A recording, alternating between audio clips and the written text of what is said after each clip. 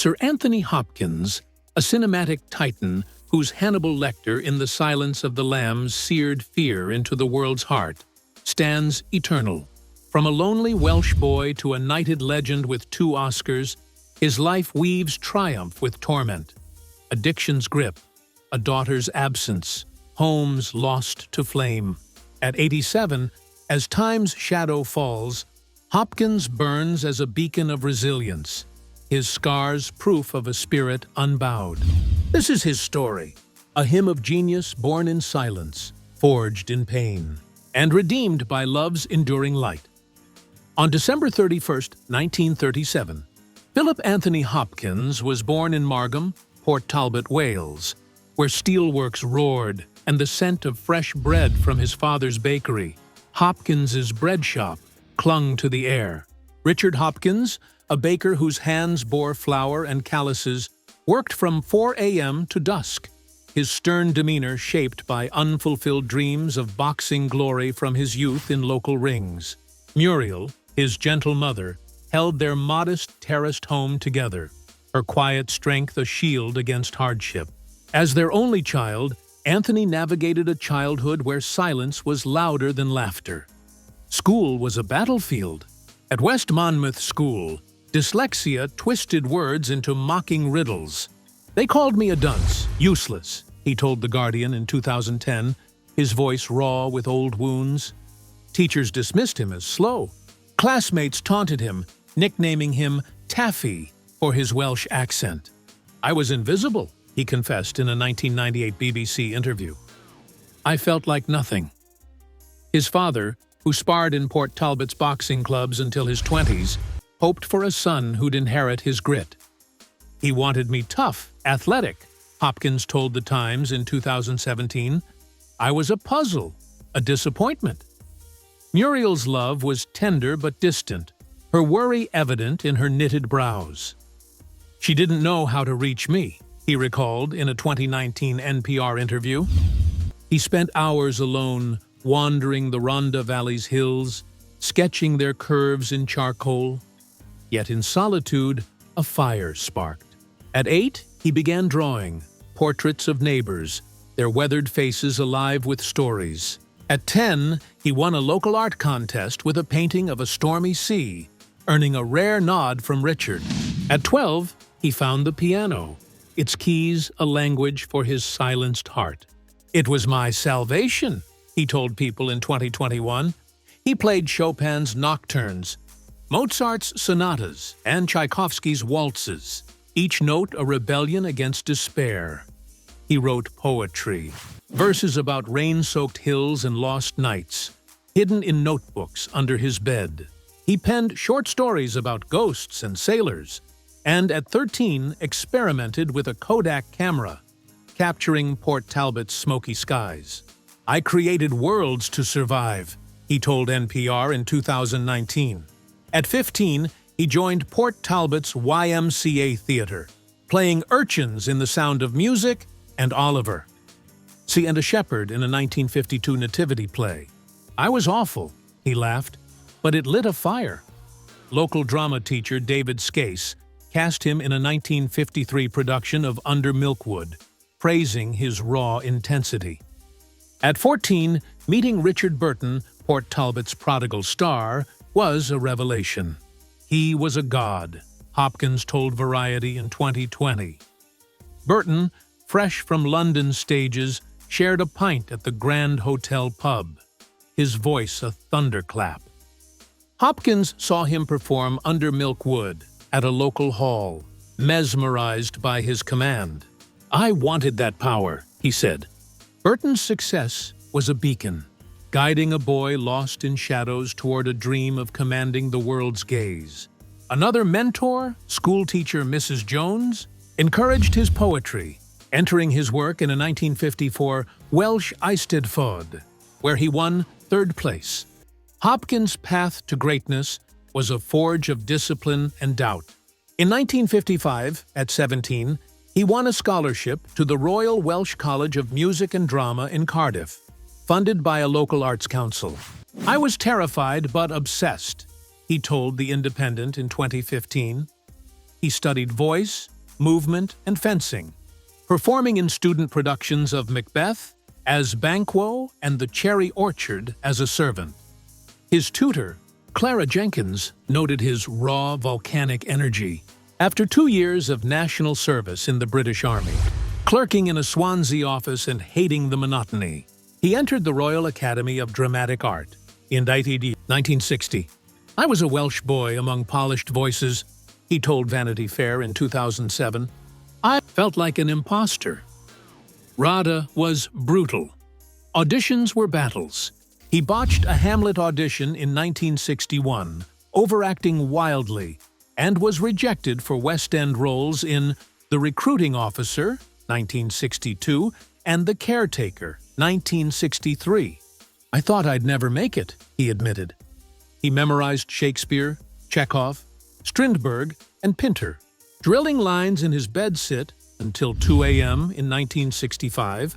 Laurence Olivier recruited him to the National Theatre after seeing him in a RADA showcase. Olivier was a colossus, Hopkins told The Times in 2017. "I lived in awe." He played minor roles in Othello, 1965, as a soldier, Juno and the Paycock, 1966, as a rebel, A Flea in Her Ear, 1966, as a butler, The Three Sisters as André, and As You Like It, 1967, as Orlando. Olivier taught him precision, once stopping a rehearsal to say, "Pause, boy. Let the words breathe." Director John Dexter pushed him to channel his anger, shaping his intensity. Rehearsals were relentless. Self-doubt was a shadow. "I feared being exposed," he said. In 1967, when Olivier fell ill during Dance of Death, Hopkins stepped into the lead as Edgar. "I was shaking," he recalled. His performance was electric, raw, commanding, a revelation. "A star is born," wrote critic Kenneth Tynan. Cinema called. In 1968, as Richard the Lionheart in The Lion in Winter, Hopkins matched Katharine Hepburn and Peter O'Toole, his regal intensity earning raves. "A blazing debut," wrote Variety, 1968. He played a young Churchill in Young Winston, 1972, a Soviet defector in When Eight Bells Toll, and a poet in The Girl from Petrovka, 1974.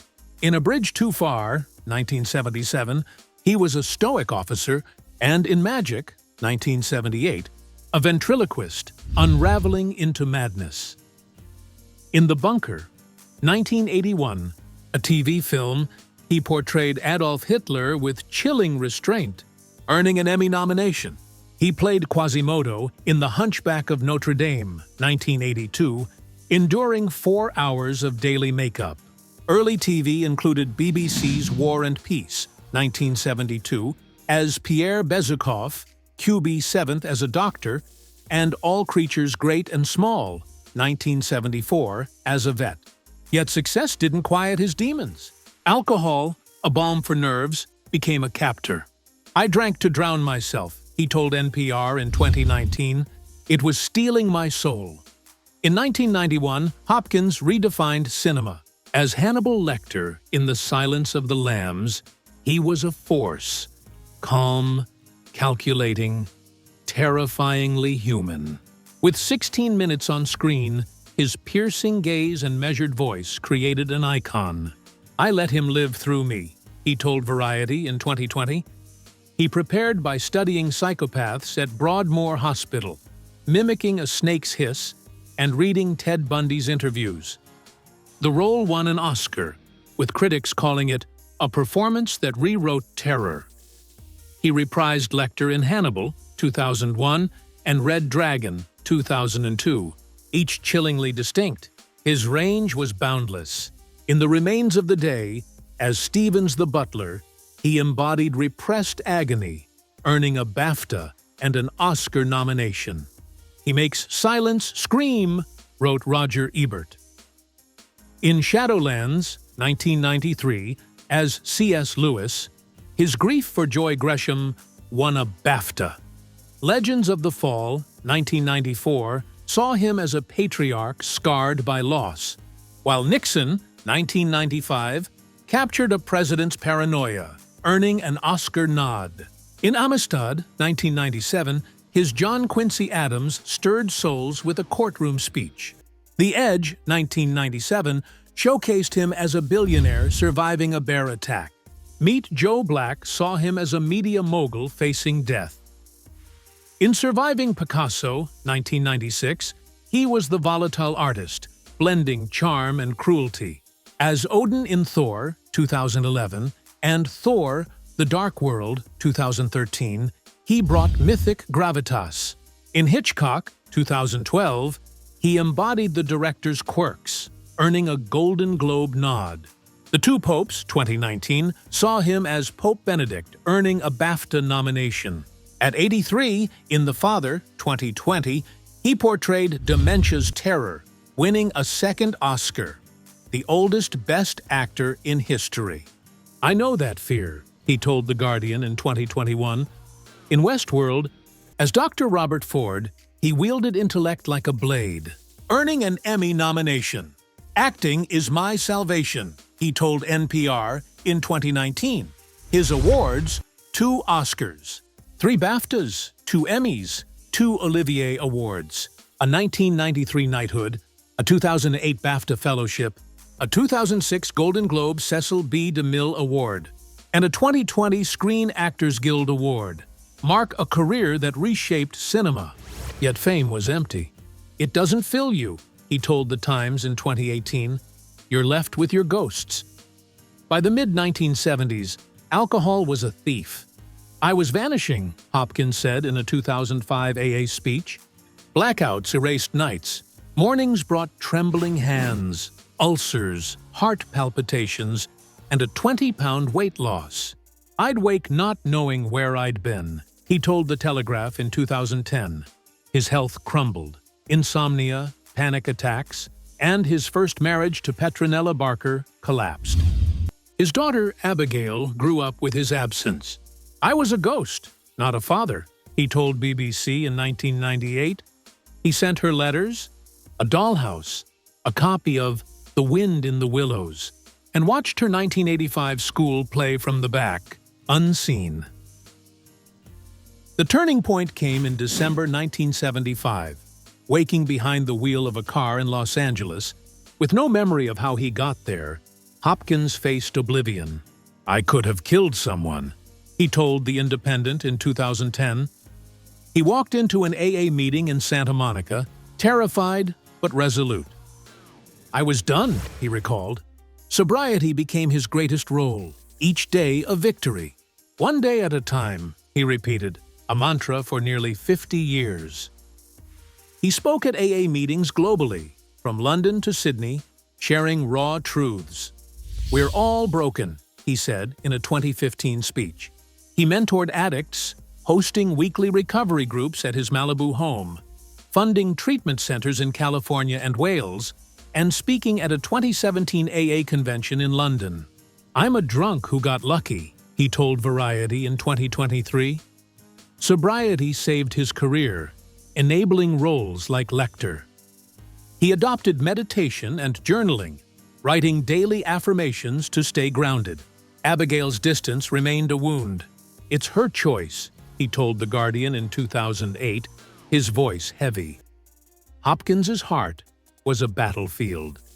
His first marriage to Petronella Barker, an actress he met at RADA, ended in divorce, a casualty of his drinking. Abigail grew up with his shadow. "I failed her," he told The Times in 2002.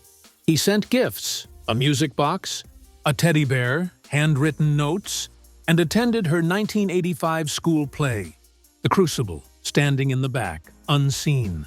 "She has her life," he said, a quiet surrender.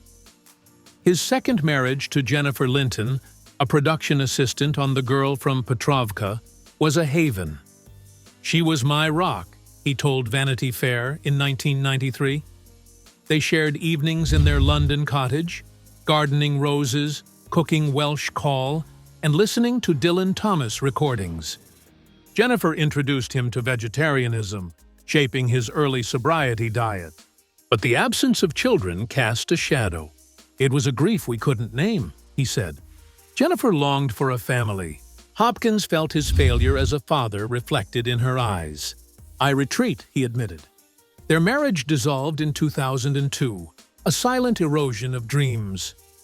In 2003, Stella Arroyave, a Colombian antiques dealer and artist, brought light. "She's my home," he told People in 2019. At 65, Hopkins found belonging. Stella's paintings, vibrant abstracts, inspired his own. Her laughter filled their home. They bonded over art fairs and jazz records, building a life of shared creativity. "She taught me joy," he said, his eyes bright. Fate struck with fire. In 2001, his London home in Hampstead burned, reducing books, scripts, and photos of his parents to ash. "It was like losing my history," he told The Telegraph in 2005. He salvaged a charred photo of Muriel, which he keeps framed. In 2018, California wildfires forced evacuation from his Pacific Palisades home, a heart-pounding near miss. In 2025, fire devoured his sanctuary. "Everything, awards, letters, my father's watch, gone," he said in a 2025 Variety statement. The loss was a wound beyond words, yet Hopkins stood unbowed. With Stella, he rebuilt, moving to a new Pacific Palisades home. "We survived," he told NPR in 2025. His wealth, $160 million, from acting and real estate like a Malibu estate sold for $10.5 million, a Pacific Palisades home valued at $7 million, a 1940s colonial bought for $6 million, a London flat purchased in 2010, a Welsh cottage kept for nostalgia, and a Santa Monica condo bought in 2015 offered stability. His riches were in resilience. "Fire takes things," he said, "but not your spirit." The deepest wounds were silent. His father's death in 1981 was the worst pain, Hopkins told The Guardian in 2010, recalling hands that kneaded bread falling still. Muriel's death in 1994 severed his youth. "Her house felt alien," he told BBC in 2015. The loss of Olivier in 1989, David Skase in 1970, John Dexter in 1990, and friend Richard Attenborough in 2014 left gaps. Grief wove into the father, where he channeled dementia's terror. "I know that fear," he said in 2021. At 87, Hopkins faces frailty. "Memory fades," he told Variety in 2024. "Names slip, faces blur. Arthritis, a weaker heart, and hearing loss slow him, but his spirit burns."